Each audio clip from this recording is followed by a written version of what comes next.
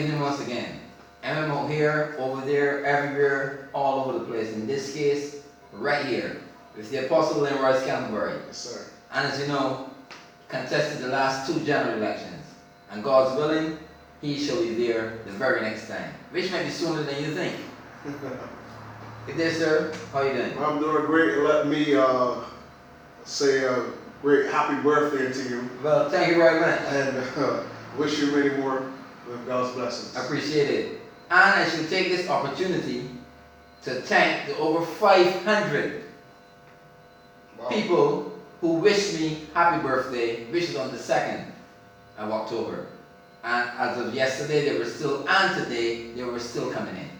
So I thank you all. I tried to answer all personally, but it was impossible.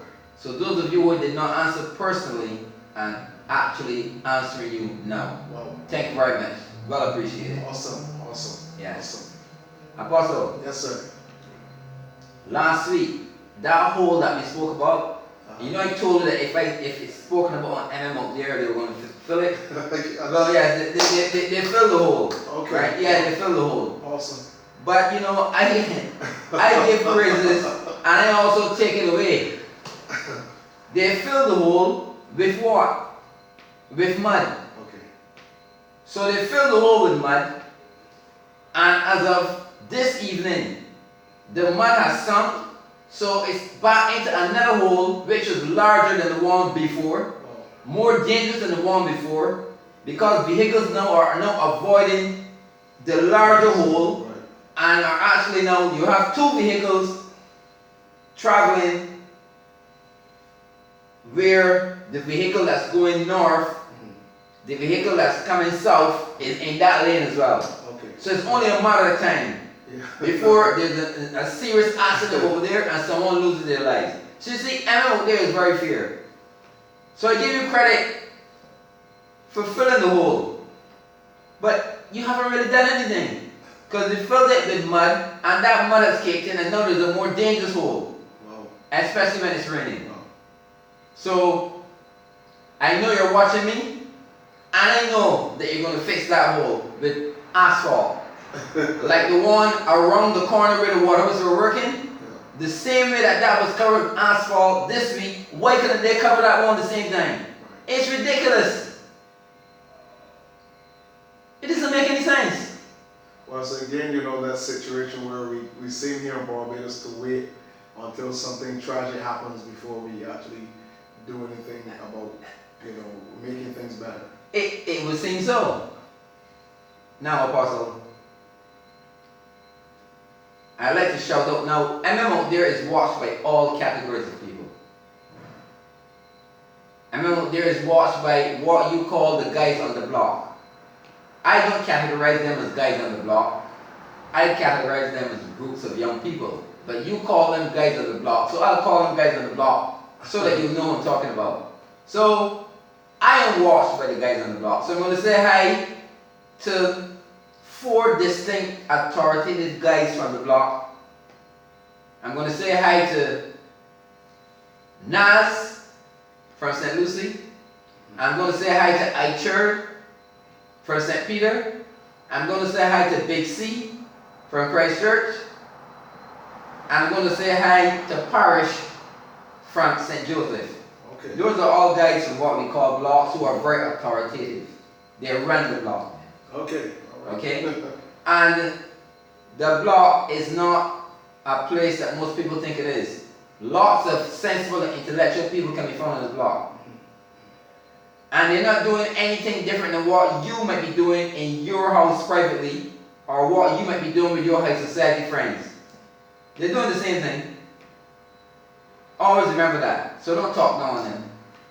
And they're probably the leaders of tomorrow anyhow. Apostle. Yes, sir. There's a bill right now. Medicinal cannabis. It's being debated or whatever. No doubt it's going to pass because of overwhelming majority. The same guys on the block have asked me to talk about this. Okay. Because they're not au fait with what it's all about. Some of them think it's, oh, we get to smoke weed. and we get to do this and we get to do that. It's not about that at all. Right? Go, weed. No, it's not like that. It's not like that. This bill concerns you the least. That's right. When you should be most of the ones involved, it concerns you the least. And I'll explain it in this program, first and second part, so you really understand what's going on. Have you scrutinized this bill, Apostle? Well, I've looked at it way back when, not just the bill, but the issue that came up when I was campaigning, with Barbados Integrity Movement back in the last election. Almost every, what we would say, the block that we visited, whether it's St. Peter, St. Lucie, St. Michael, wherever we went, there was always this issue of the legalization of marijuana and medical marijuana and all of these things that came up, especially among the young people. Okay, so it's a very big issue in Barbados, very big issue in Barbados, and so I haven't just started to pay attention to the point that we've talked about this on several of our broadcasts. Yes, in the past, yeah. So it's something that is very, very critical, and the bill is being debated right now, and so it's something that we all have to look at, and we are all going to have to deal with it. Okay. When we spoke about this before, there wasn't a bill then, but there's a bill now. There's a bill now. And let's scrutinize this bill, and there are several points we'll go through. Medicinal cannabis does not come, it comes in many forms. Right. It can come in the form of a pill, it can come in the form of liquid. The least that it comes in is smoking. That's what you guys don't really fulfill this thing to understand. That's the least that form it comes in. In fact, it doesn't really come in that form at all. Smoking. So don't let them put a wool over your eyes that you think you're going to be able to stand on the block and smoke and pass a joint from one to another. It's not going to be that way. You are the least people that they're thinking about. They're not thinking about you. They're thinking about big business. Because that's what it's going to be. It's about making money. It's about making money. Right. You shall be the least involved. And I tell you why you're the least involved. No one, this is part of the bill, with a criminal record can be involved in it. And you know that what they call blocks, most of you have criminal records. Face the truth. For something or another. So that they've eliminated you right away. Right off the bat, you're out of it. So don't think that you're in it, you are out of it. Even as I speak, there are probably businessmen preparing themselves as manufacturers, bringing in the necessary equipment for packaging and that sort of thing. Because this thing is not going to... First of all, for processing. For processing. First, packaging. Yeah, because it's not going to be grown here, It's going to be imported. And in initial stages, the forms that I spoke about before, like in tablet form and that, they will be imported. The question you're going to ask, who is going to be importing them? Who is going to make a profit from this? Well, the issue came up also, Mr. Morris, about which banks would be interested in taking proceeds from the whole issue of marijuana. I don't think this bill has to be really thoroughly thought through by our present government, okay? Because there are obviously parameters that they have not really taken a look at. Which is the usual thing with them. Okay. They're rushing to something without analyzing it properly. Yeah. And then the ramifications are there. Someone asked the question about what do I think about our current leader saying that an error was made with the sale of the National Bank. Back then, anyone in their right mind under the Barbados Labour Party should have known that you cannot have a nation going forward and you do not have your own bank. It's a no-brainer. It's a no-brainer. How can you move your people forward when you do not have your own bank? And so with these in place now, most of the banks here in Barbados are the Trinidadian or Canadian base. So you're going to have a major problem. So this is going to cause for restructuring, financial restructuring on a very high level and a very secure level. If it isn't done, we're going to have real problems right here in Barbados where this is concerned. I guarantee it.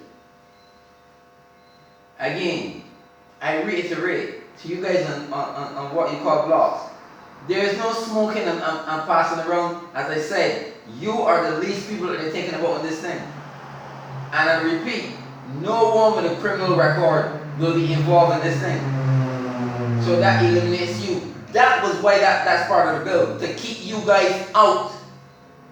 So we're still looking at the illegal use of marijuana. Yes. And that is still very much that undebatable. Undebatable, because the police is still going to raid what you call blocks and pick you up. See. Right? They're still going to raid. Yes, they're going to do that. Right? And even if someone is given probably a small packet of it to smoke, it won't be you. It'll be someone from a high society profile. And it would have to be paid for, and I don't think it's going to be $5. No, it's not going to be $5. Or $10. Right? So, you're going to have people who are going to be paid to keep this thing when they import it. All sorts of money is going to be made from this, but you are not going to be making any. That's the whole thing. Yeah. This is one of those things that we looked at. You know, and I've listened over the years to the many high-level personalities who have used marijuana. I grew up in an area where, you know, the guys who use it for religious purposes. Yes, the Rastas, because you said in your growing up area, that's near the springs and that sort of thing. Sedgemoor area. Sedgemoor, Foster Frontline area. In fact, yeah. One of the guys who I call Big C, who lives in Christchurch, he actually has a farm down in Sedgemoor.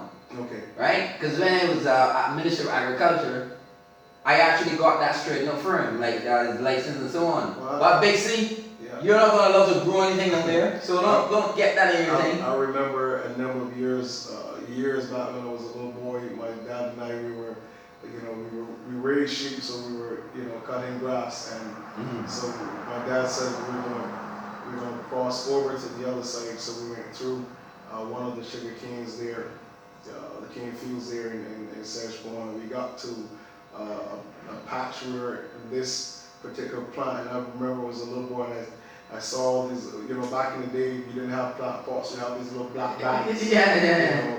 And the whole center of the cane field was cleared, and this I'm filled with cannabis sativa elves. And I saw this, and I said, Dad, what is this? He said, son, let's go home.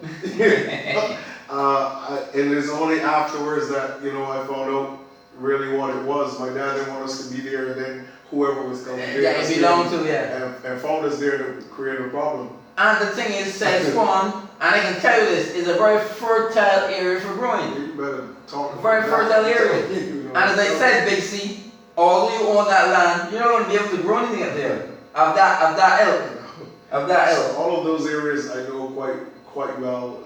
I've seen it. I've come across the raising up. But the thing is that a lot of those guys that I knew growing up as Rastafarians would use it for the purpose of heightening your consciousness. Yes, it wasn't about pleasure. Like a sacrament. Yeah, it wasn't about getting high and becoming crazy and stuff like that. They use it for a purpose. Yeah. They use it for a purpose. Apostle, the time surely runs up quick, man. The Apostle. This is the end of part 1. But we're going to be back with part 2, right?